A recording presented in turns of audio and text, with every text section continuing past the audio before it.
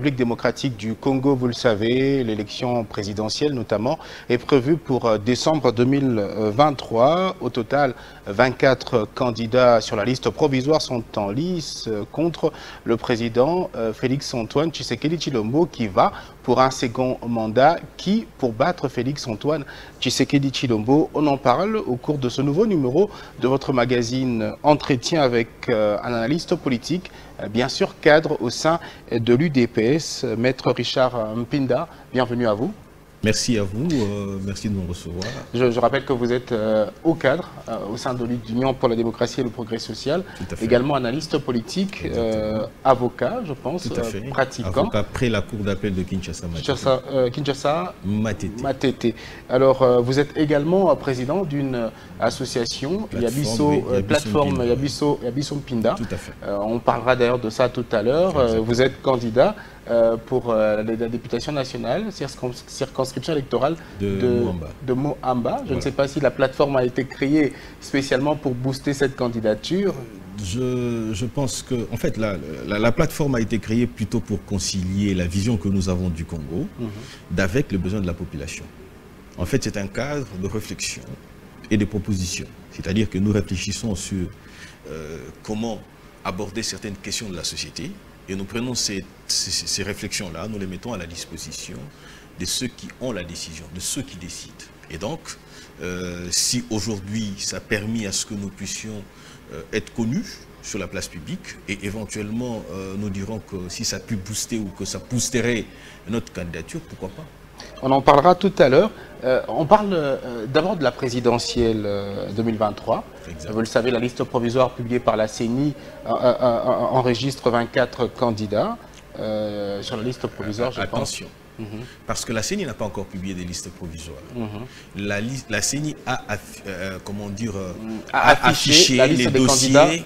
Les dossiers des candidats réceptionnés, pas encore retenus. Ah, je réceptionne. Parce que jusqu'après, en fait, jusqu'au 28, au 18, je crois, c'est l'examen, le traitement des dossiers. C'est-à-dire qu'on est en train d'examiner pièce par pièce les dossiers qui ont été déposés, la conformité de ces dossiers-là. Et donc, nous pourrions à ces jours, à cet instant, dire que sur le 24, ce sont les dossiers, ou le 24 sont des dossiers déposés à la CENI, qui ont été comment dire, réceptionnés.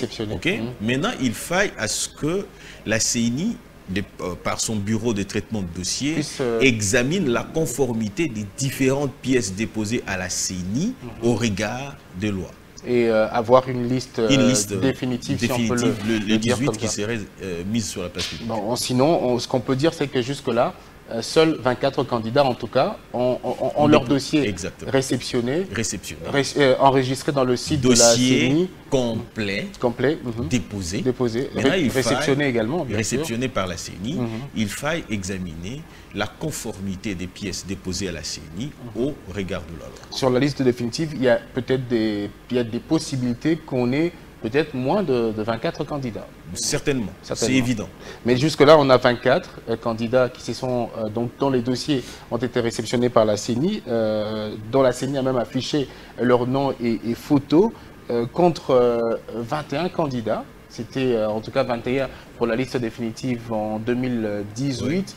3 candidats. 32, je crois. Bon, la liste définitive, c'était 21 candidats. Ah oui, 21 candidats. Alors, on note 3 candidats de plus jusque-là, entre 2018 et 2023. On s'attendait peut-être à ce qu'il y ait encore plus de candidats. Je crois qu'il faut encore un bémol par rapport à cette question-là, parce qu'il faille attendre la liste définitive pour que l'on sache. Mais sinon, à mon entendement, vous pourriez me poser la question de savoir, est-ce qu'il y a des candidats pour lesquels je pense qu'ils pourront être écartés? Bon, ça, on va y arriver. Ouais. Mais le nombre de candidats, moi, je voudrais d'abord commencer par le nombre de candidats. Si vous allez dans les législatives, notamment, on a plus de candidatures qu'en 2018. Hein, vous savez. En 2018, on en avait 32. Et aujourd'hui, on en a 24. C'est-à-dire qu'il y a eu une réduction. Et donc, si nous allons dans cette logique-là, nous pensons que le Congolais... bon, moi, je vais dans la logique de la liste définitive. Hein. Bon, si la liste définitive arrivait, et qu'il y avait le même nombre de candidats, ce que je ne pense pas, ce que je ne crois pas. Je pense que 2 candidats pourraient être écartés. J'ai dit bien pourraient être écartés. Pourquoi les écarter? Bon, tout peut arriver, bien sûr. Hein. Non, il faut se le dire. Parce qu'aujourd'hui, ce qui définit le profil d'un candidat, c'est la loi électorale. Et cette loi électorale est à la portée de tout le monde. Lorsque les candidats, comment dire, déposent leur dossier, nous pouvons faire des supputations. C'est-à-dire qu'à notre niveau, nous pouvons réfléchir pour savoir quelle candidature peut correspondre à la loi ou pas du tout. Mais en ce qui me concerne, je pense qu'il y a 2 candidatures qui posent problème, qui poseraient problème, qui seraient déjà en train de poser problème. Premièrement, je vous prends le cas de Martin Fayulu. Selon certaines rumeurs, j'entends dire qu'il a déposé sa candidature en tant que, au nom de la plateforme Lamouka. Et pourtant, à ce que je sache, sauf information contraire, Martin Fayulu, la plateforme politique Lamouka n'est pas dirigée par Martin Fayulu. Non, non, je ne suis pas dans cette logique-là. N'est pas reconnue par les lois de la République. Les lois de la République n'encadrent que le regroupement politique et les partis politiques. Ce qui voudrait dire que si vous dites plateforme, c'est-à-dire que ça n'aurait pas de statut. Et s'il n'a pas de statut, c'est-à-dire qu'il n'aura pas de personnalité juridique aussi. Et ce qui voudrait tout simplement dire que ça poserait un problème par rapport aux lois de la République. Et donc, j'ai pensé, je l'ai dit dans d'autres chaînes, si M. Martin Fayulu s'estimait être sérieux, conséquent, il doit avoir envoyé ses experts au niveau de la CENI pour corriger cette aberration. Pourquoi? Parce que ça lui causerait du tort. Ça, c'est d'abord un fait. Deuxièmement, vous avez les cas de Moïse Katumbi, pour qui, de 2000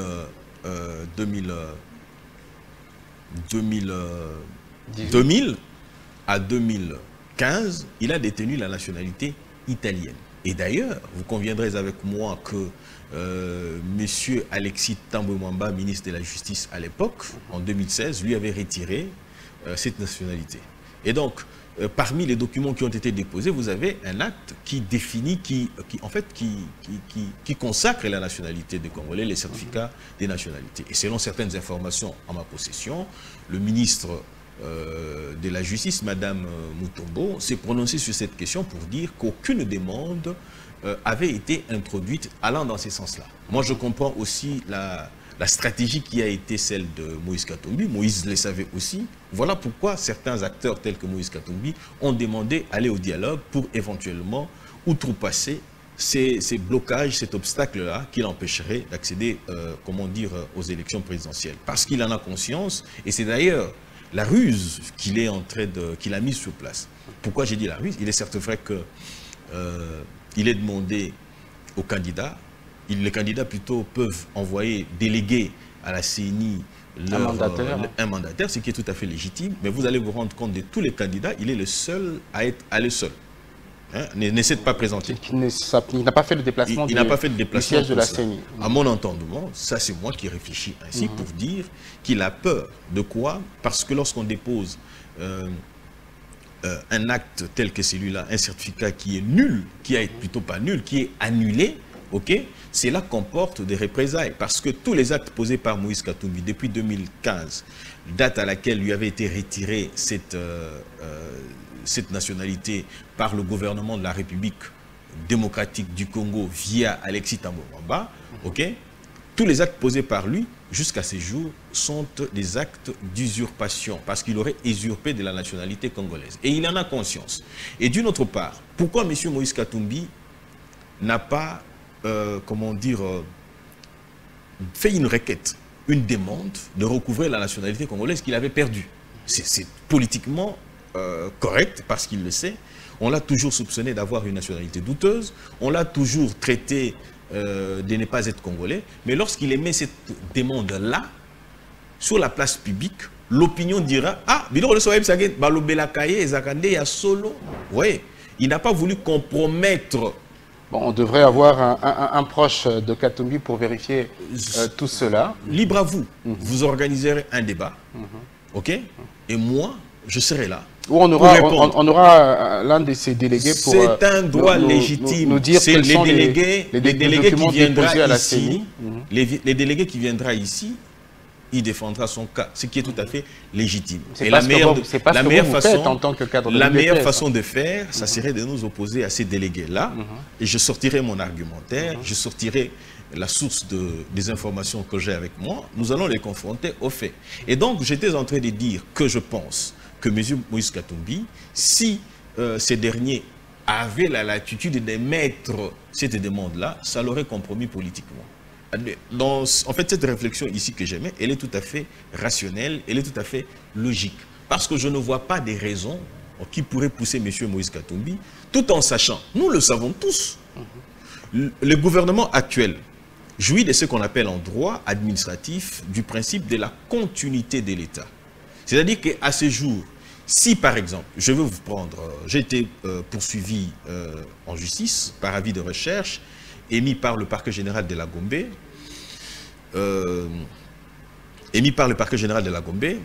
pour imputation dommageable par Madame Amida, l'épouse de M. Vital Kamerhe. Nous avons été au parquet, Madame Amida était portée disparue, elle n'a plus, comment dire, elle ne s'est plus représentée, ainsi de suite, tout ça. J'ai été entendu, ce qui voudrait dire que l'avis de recherche, en principe, devait déjà tomber. Lorsque j'arrive à l'aéroport de Ndjili pour un déplacement, la DGM me retient. La DGM dit qu'il y a, comment dire, un avis de recherche contre moi. Qui n'a jamais été annulé. Qui n'a jamais été annulé. Vous voyez ça? Ce qui voudrait dire qu'il y a une situation qui existe, cette situation daterait de 2021-2022.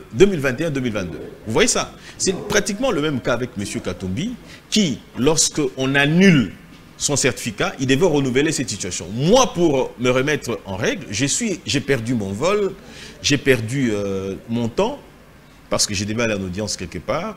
Je suis retourné au parquet, je leur ai dit, mais je suis là, et vous me recevez. Si la situation n'évolue pas, ce n'est pas de ma faute. Allez demander à Mme Amida pourquoi elle n'a pas... Le parquet devrait informer... En principe, informer. Les vous voyez ça?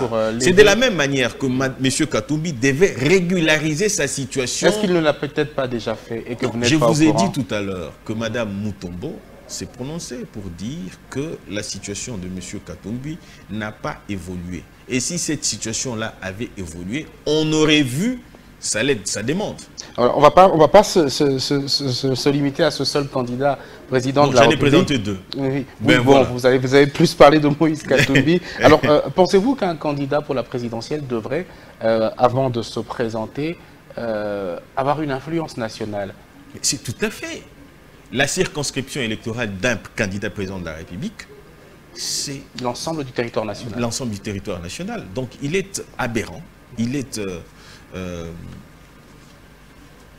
inadéquat qu'un candidat ne se contente que d'un seul coin. Il doit avoir une notoriété sur l'étendue de la République. Prenons par exemple, j'ai dit, moi, candidat député national dans la circonscription des Moamba, je ne dois pas fréquenter qu'un seul coin. C'est-à-dire que je ne peux pas prétendre être que à Limete, à Lemba ou à Ngaba, et pourtant je dois être partout. C'est-à-dire que je dois être à Kisenso et je dois être aussi à Matete. Je dois avoir une portée comment dire, circonscriptionnel pour les élections. Pour les élections. Pourquoi? Parce que le seuil national pour le député national, plutôt le candidat président de la République, doit comporter le voix venu de part et d'autre. Et ça doit être une personne qui a eu au moins bien avant à visiter sur les 26, même 20 provinces. Exactement. Et avoir une idée de réalité de chaque province. Exactement. Parce que vous savez, un candidat est celui qui incarne les attentes de la population. Mais pour incarner les attentes de la population, il faille nécessairement, je dirais même mieux, obligatoirement, connaître le problème de la population. Je ne peux pas me présenter moi. Et que cette population puisse également vous connaître. Vous savez, en fait, lorsque vous le dites comme ça me fait plaisir parce que je pense à un candidat. Le candidat Mukwege, qui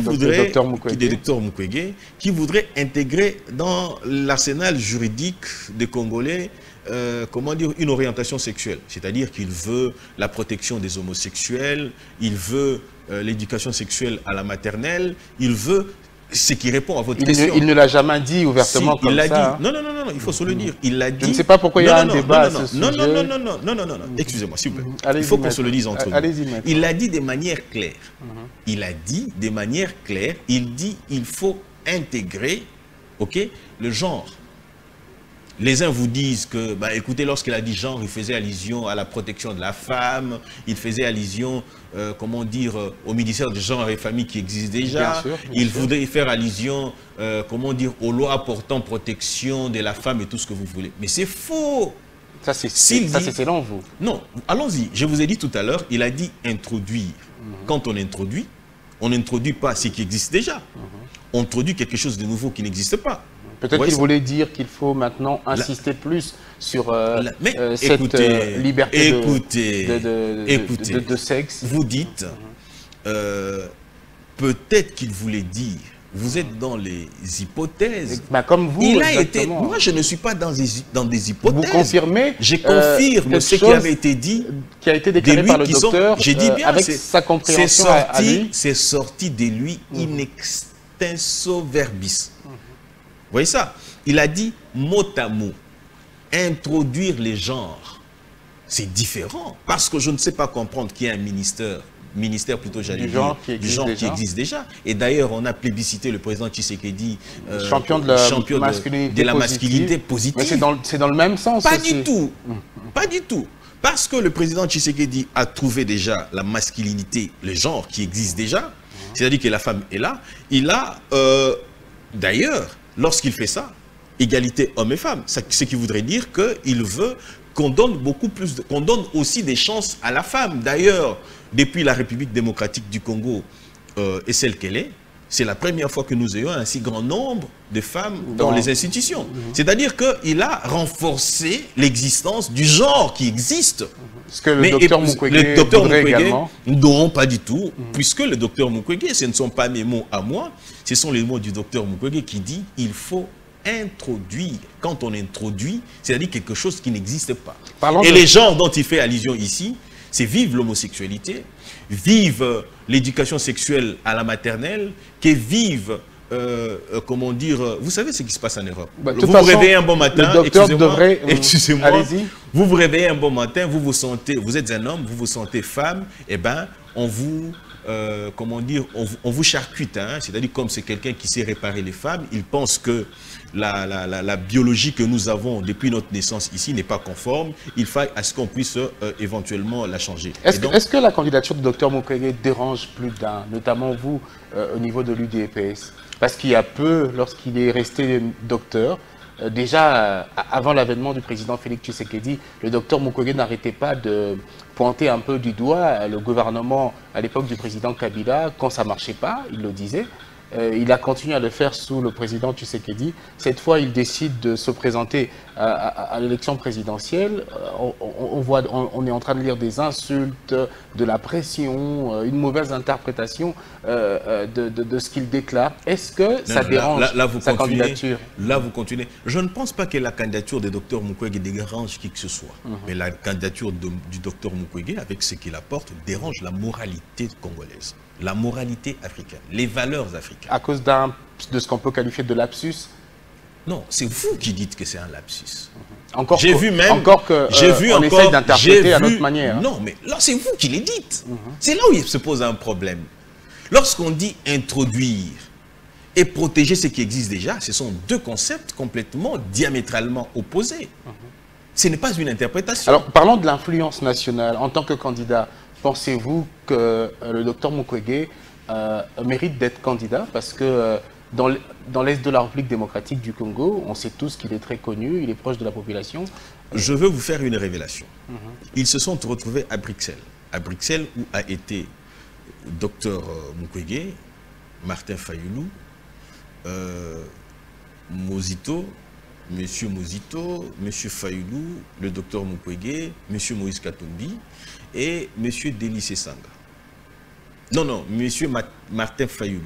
Vous avez cité déjà Martin Fayulu. Pardon? Non, j'ai dit Matata Mpogno. Ça fait 5 candidats. De ces 5 candidats, il y a eu 2 qui se sont retirés, c'est-à-dire Martin Fayulu et Mozito. Et les 3 restants sont pratiquement dans le même coin. Et ils se sont retirés en disant, puisque la demande de l'Occident était qu'ils soutiennent le docteur Mukwege. La réponse des 2 a été que c'est un candidat local. Et nous ne pouvons pas le comment dire, le porter comme voilà. candidat de l'opposition. Et donc, si demain, comme j'ai ouï dire par Monsieur Moïse Katumbi, que il faut procéder à la désignation d'un candidat commun. La conséquence serait que de trois qui viennent d'une même zone linguistique, ça poserait un problème parce qu'il faut rallier l'Est à l'Ouest. Vous voyez ça? Ça poserait un sérieux problème. Et donc, ça répondrait à votre question. C'est-à-dire que M. Katumbi, plutôt j'allais dire le docteur Mukwege, serait déjà compromis d'avance. Alors, vous avez vu la liste, on va le dire comme ça, provisoire, hein, je continue à dire, liste provisoire des dossiers réceptionnés par la CENI, des candidats présidents. Il y a ceux qui reviennent, notamment, on parle de Seth Kikouni qui revient, Martin Fayoulou qui revient, Marie-Josée Ifoku, seule femme d'ailleurs, qui revient. Il y a également de nouveaux visages. Docteur Mukwege qu'on a cité, il y a Matata Pogno, Rex Kazadi, Jean-Claude Baende, d'ailleurs, ancien gouverneur de l'Équateur avant le démembrement. Comment appréciez-vous ces candidats? Des candidats importants quand même qui peuvent bousculer un peu l'électorat de Félix Tshisekedi? Déjà, je pars du principe que le droit à la candidature est reconnu à tout Congolais. Ceux qui sont revenus, ils sont audacieux, c'est une bonne chose, parce que vous souviendrez que le Seth Kikouni d'avant 2018, de Seth Kikouni d'aujourd'hui, ce n'est pas la même personne. L'influence a quand même baissé. Non, je ne suis pas dans cette logique-là. Je suis dans la logique où l'influence n'a pas baissé, mais du moins, c'est quelqu'un qui a aussi pignon sur rue. Deuxièmement, lorsque vous avez Madame Ekofo, elle persévère. Ça, c'est un fait. Vous avez les nouveaux figures, vous avez même monsieur le professeur Tchani, Noël Tchani, qui aujourd'hui revient. Mais nous avons en face d'eux quelqu'un qui, de tout ce monde-là, il a de l'expérience, moi j'ai dit expérience présidentielle. C'est-à-dire qu'à ce jour, il connaît les problèmes du Congo, et il connaît les solutions y afférentes. Certes, c'est vrai que son premier mandat a été caractérisé par beaucoup de difficultés. Il y a la Covid d'une part, vous avez la guerre à l'est de la République et beaucoup de choses.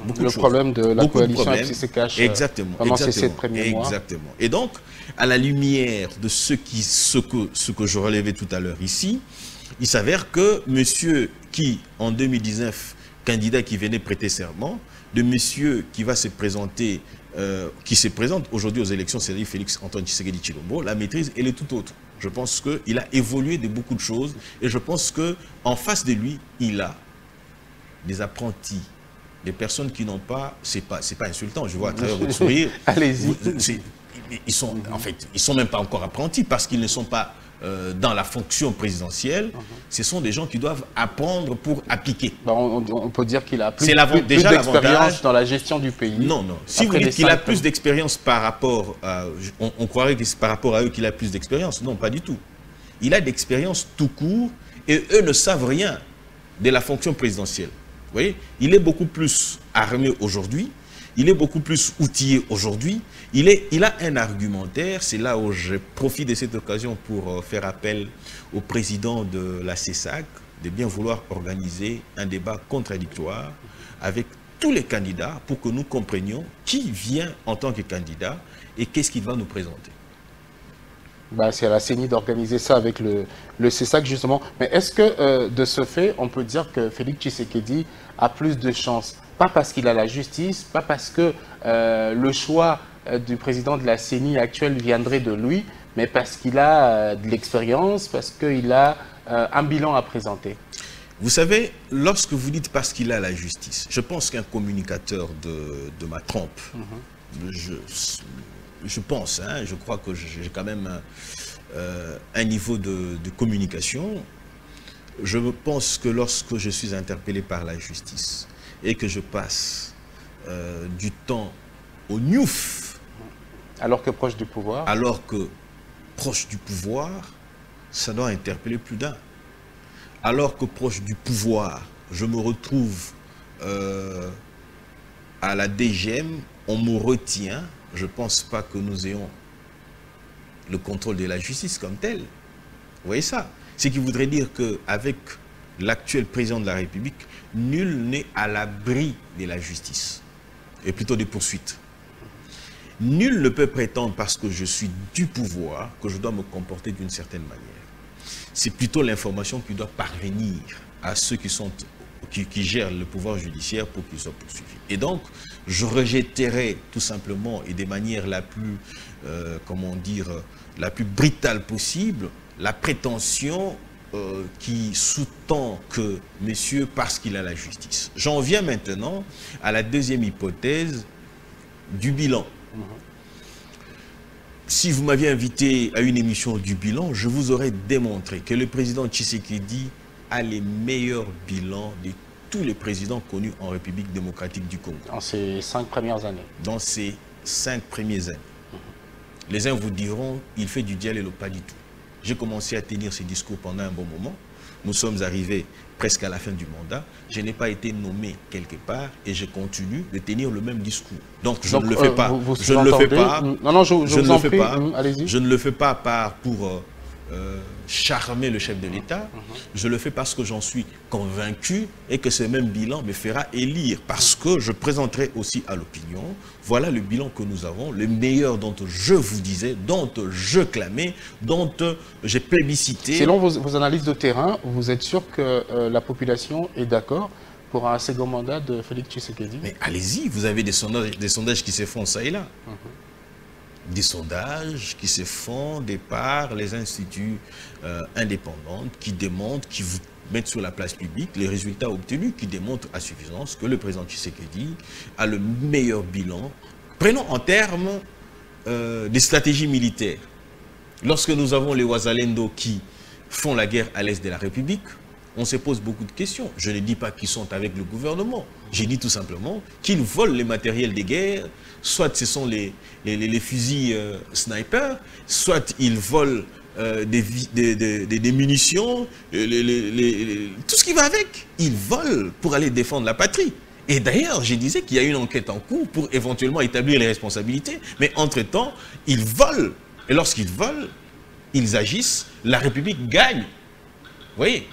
C'est une stratégie parce que le M23 ont été tout le temps niés par le Rwanda. Eh bien, nous disons que nous ne connaissons pas le Wazalendo. Ils agissent parce que le président de la République a dit qu'il faut, le président de la République avait donné le ton, hein, il dit il faut,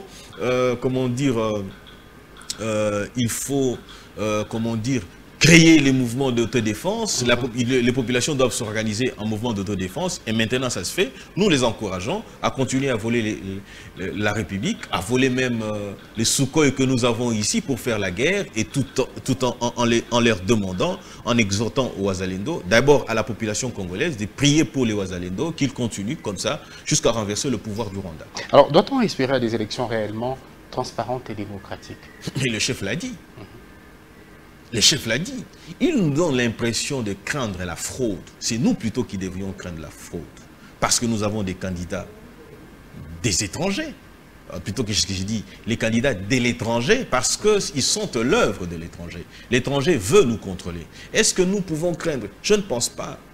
Parce que les revendications de la population, de l'opposition, telles que publier les résultats bureau par bureau, mais ça sera affiché.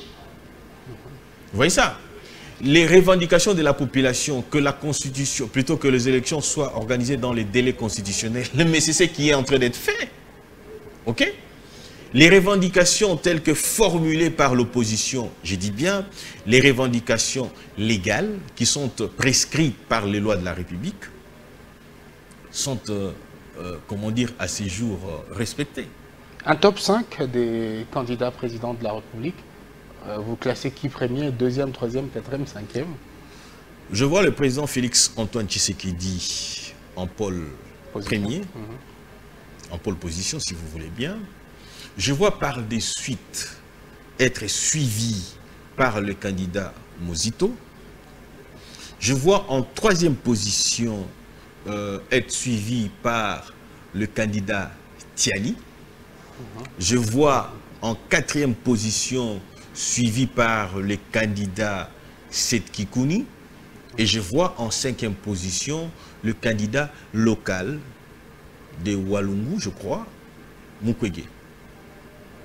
Pas de Fayulu en 2e position, pas de Matata en 3e position. Non, mais Fayulu, c'est son inconstance qui l'a mis ou qui les met en mauvaise posture. Il ne sait pas ce qu'il veut, ben voilà. Alors, il y a des candidats, jusque-là en tout cas, qui représentent, on peut le dire, l'ensemble du territoire national. Il y a notamment pour l'espace Kassai, on a le président Tshisekedi, on a aussi Delis Sanga.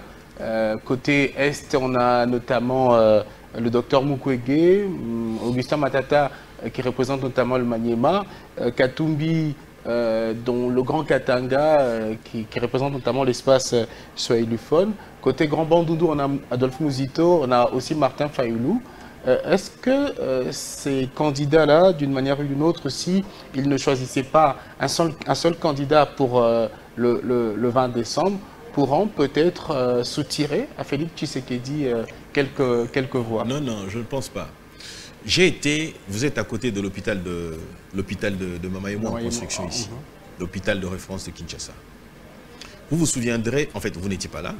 J'étais, par l'entremise de ma jeune sœur qui est couturière, elle a été acheter des boutons à mettre dans ce qu'elle fait. Elle arrive sur place, elle trouve que le bouton était de cette dimension-là.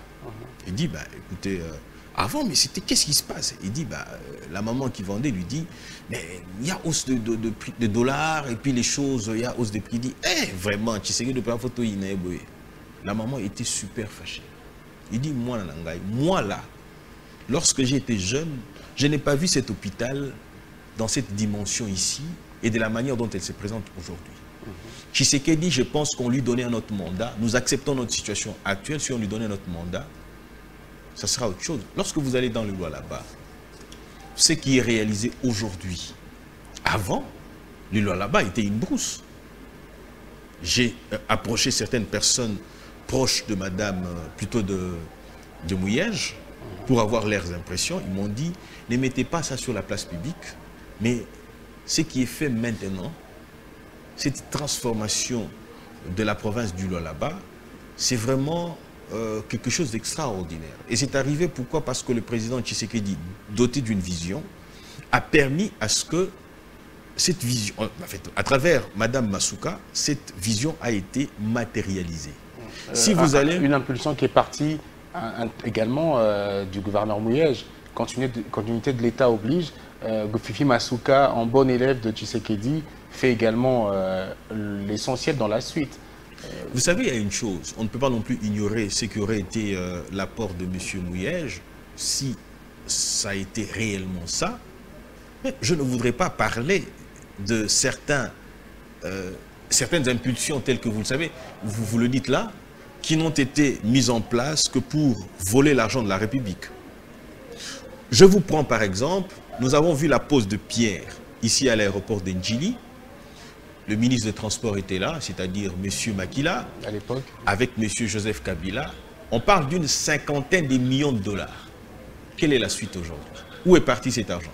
Nous payons aujourd'hui le GOPAS, qui en principe devait servir à la construction de l'aéroport international et moderne de d'autres aéroports. D'autres aéroports, ainsi de suite, tout ça. Ok. Mais quelle est la suite? Vous voyez ça? Quelle est la suite? C'est-à-dire que l'impulsion pourrait avoir été donnée par M. Mouyège. La matérialisation, elle est aussi importante. Mais si comment dire, l'impulsion par la pose de pierre était une stratégie pour voler la République, pour détourner l'argent de la République, pourquoi je prendrais en compte les poses de pierres qui ont eu, soit par M. Mouyège ou par Joseph Kabila, pour dire que tel a initié et que ça n'a jamais abouti? Je prendrais en compte l'initiative, une bonne initiative qui a été matérialisée, si seulement cela existe. Et donc, aujourd'hui, le bilan du président Félix Antoine Tshisekedi, l'opinion retiendra que lui permettra d'obtenir un deuxième mandat. Alors, on n'a plus beaucoup de temps. Vous êtes, on va parler peut-être de ça en 2-3 minutes. Vous êtes, c'est pas la campagne, mais s'il a lieu quand même de le dire, vous êtes candidat, Je suis pour candidat la députation nationale. C'est circonscription électorale de Moamba. ici à Kinshasa. Alors, pourquoi avoir postulé? Vous estimez être capable d'apporter un plus du changement notamment? Je pense que le renouvellement de la classe politique appelle à ce que nous tous, nous puissions en prendre conscience. Et d'ailleurs, postuler, ce n'est pas que moi qui ai voulu de cela. Je suis peut-être, ou que je serai, le seul candidat de la majorité au pouvoir à être soutenu de bout en bout. C'est-à-dire que je suis soutenu sur tous les plans. Même les financements viennent d'ailleurs. Des gens qui croient en moi. Des gens qui pensent que je puisse être d'un apport. Est-ce que vous avez préparé le terrain bien avant les 3 dernières années? Est-ce que vous étiez proche de la population? Est-ce qu'elle vous connaît? Je crois. Parce que lorsque je suis à l'arrière du pays, je me rends compte que les gens me connaissent. Même si ce n'est pas ma circonscription électorale, lorsque je suis dans le Kasaï, et que je suis dans le Katanga, et que je suis dans le Maniema, ou que je suis au nord-sud Kivu, pour des raisons soit professionnelles, et que les gens m'arrêtent dans la rue, je crois que la population me connaît. Mais cependant, dire que je suis proche de la population, je le dirais. J'ai été candidat en 2018, je suis présent dans le média, je suis présent à côté des populations de ma circonscription. Je pense qu'ils vont en faire preuve et qu'ils vont me voter massivement. Merci à vous, Maître Richard Mpinda.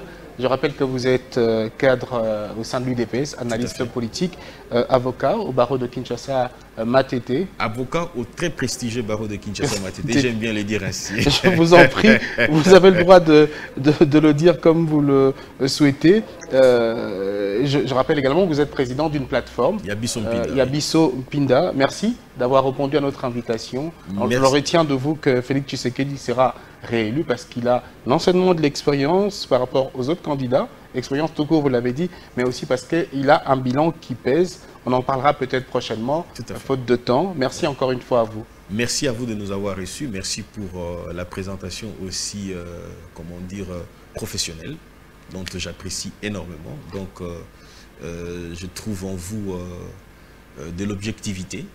C'est-à-dire que vous poussez le candidat à sortir ce qu'il a en lui, sans toutefois donner l'impression de prendre parti pour tel ou tel. Donc, merci beaucoup pour ce on fait de notre mieux. Merci pour ces fleurs. Merci à l'équipe technique. Merci à vous également de nous avoir suivis. N'hésitez pas, vous également. Ce n'est pas encore la campagne électorale, mais si vous avez à dire ou qui c'est qui veut contredire sur le bilan de Félix Tshisekedi pour la présidentielle, nos portes sont grandement ouvertes. Merci encore une fois. Portez-vous bien.